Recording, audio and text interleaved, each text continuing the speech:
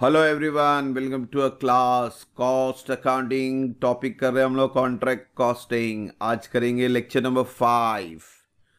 Previous video I button में check करें। As usual introduction number 1 से शुरू होगा, तो 1 2 3 4 आज 5 कर रहे हैं। ऑर्डर वाइज वीडियो देखें तो चैप्टर इजीली समझ में आएगा। So let's start with lecture number 5। So in question number 5, the following the summary of entries in the contract ledger 31 December 13। अच्छी बात है। कॉन्ट्रैक्ट नंबर 51 बनाना है। डेबिट क्रेडिट है।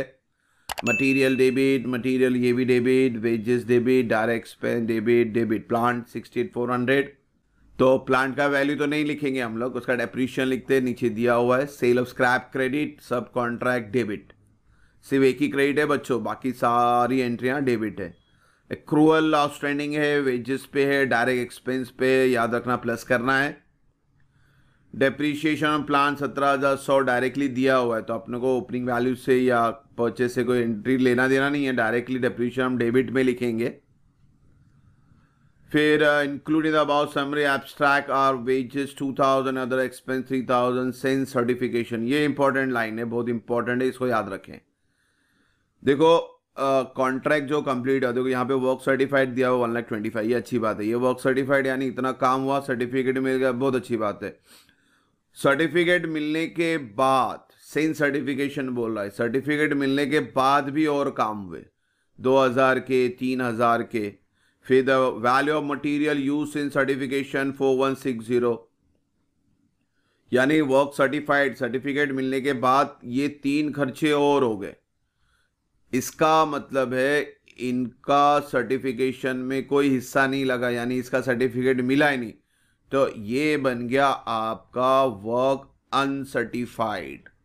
तो ये टर्म आपको बताना था, सेंस सर्टिफिकेशन, यानी काम सर्टिफिकेट मिलने के बाद भी काम चल ही रहा था, काम तो रुका नहीं। और ये काम को हम कंसिडर बोलेंगे कि ये वर्क अनसर्टिफाइड है। काम तो हुआ है मगर सर्टिफिकेट मिला नहीं है। तो आप देखेंगे क्वेश्चन में कहीं भी वर्क अनसर्टिफाइड नहीं दिया है, because we required work certified as well as work uncertified, और वर्क अनसर्टिफाइड का डिटेल नहीं है। तो ये पैराग्राफ बता रहा है कि भाई ये पूरा पैराग्राफ वर्क अनसर्टिफाइड में आएगा। फिर क्लोजिंग स्टॉक है, क्रेडिट WIP के नीचे जाएगा, prepare contract account, profit consider, ठीक है, अच्छी बात है। तो एंट्रियां सबसे पहले आपको ये वर्किंग नंबर के बताना है कि वर्क अनसर्टिफाइड कितना है। वेजेस इन सर्टिफिकेशन कितना बोला था, 2,000, एक्सपेंस कितना बोला था, 3,000, और मटेरियल कितना बोला था, 4,160। तो सिंपली तीनों प्लस कर दें तो वैल्यू ऑफ अनसर्टिफाइड आ गया 9,160। तो आपका ये जो सम था वो ये वर्क अनसर्टिफाइड ढूंढने के बारे में था। तो ये वर्डिंग याद रखना बच्चों, वर्क सर्टिफाइड के बाद भी कुछ काम हुआ, सर्टिफिकेट नहीं मिला, सिंस सर्टिफिकेशन, तो ये कंसीडर करेंगे हम लोग वैल्यू वर्क अनसर्टिफाइड में। अब पोस्टिंग शुरू करेंगे बच्चों। पहला है मटेरियल है, 2 मटेरियल है, वेजेस 34,600, एडजस्टमेंट बोला था मैंने, क्रूल आउटस्टैंडिंग है 1,600, तो प्लस करके लिखना। सेम वे डायरेक्ट एक्सपेंस में भी एडजस्टमेंट है 2,200 का, प्लस करके लिखेंगे। फिर क्या होता है, एस्टैब्लिशमेंट है, डायरेक्टली कोई एडजस्टमेंट नहीं है डेबिट में। फिर प्लांट नहीं लिखना बच्चों, प्लांट का क्या लिखना, डेप्रीशिएशन।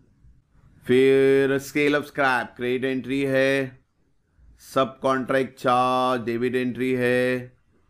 फिर अपना WIP ले लेते हैं हेडिंग में, ये 3 चीज़ों लिखनी है, जिसमें closing stock of material directly दिया था 20,000, वर्क सर्टिफाइड दिया था 1,25,000, वर्क अनसर्टिफाइड है 9,160। तो ये सब में आपको ये बताना था वर्क अनसर्टिफाइड के बारे में। अब सिंपली इसको बंद कर लेते हैं। तो आपका ओहो यहाँ पे आपका डेबिट बढ़ा आ रहा है, इसका मतलब है ये सम में, ये पहला सम है जिसमें लॉस आ रहा है, और लॉस के लिए नोशनल प्रॉफिट लिखने की ज़रूरत नहीं है। और जो भी लॉस रहता है वो पूरा का पूरा ट्रांसफ़र होता है P&L में, इसको याद रखिए। पहला सम है जिसमें लॉस आ रहा है, तो इसलिए यहाँ पे वो P&L और WIP का हेडेक ही नहीं है, परसेंटेज ऑफ वर्क सर्टिफाइड ढूंढने का टेंशन नहीं है।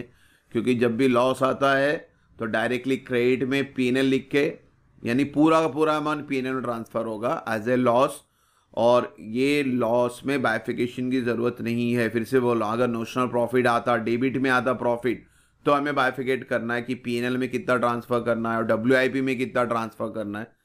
बट ये सब में डायरेक्टली लॉस आ गया तो लॉस का तो हेडेक ही नहीं, पूरा का पूरा अमाउंट ट्रांसफ़र होगा प्रॉफिट एंड लॉस में। इसको याद रखना, बहुत सिंपल सम था, इंपॉर्टेंट भी सम है, बिकॉज लॉस आ रहा है पहले सम में ये हमारा। तो लॉस होप सो बच्चों याद रखेंगे, डायरेक्टली क्रेडिट में आप लिखोगे बाय पीएनएल, ब्रैकेट में बता दे लॉस। और ये समय और एक चीज़ हमने सीखी वर्क अनसर्टिफाइड के बारे में। तो hope so question number 5 clear हो बच्चों। इंशाल्लाह नेक्स्ट वीडियो में जल्दी मिलेंगे। Thank you for watching the video. God bless you.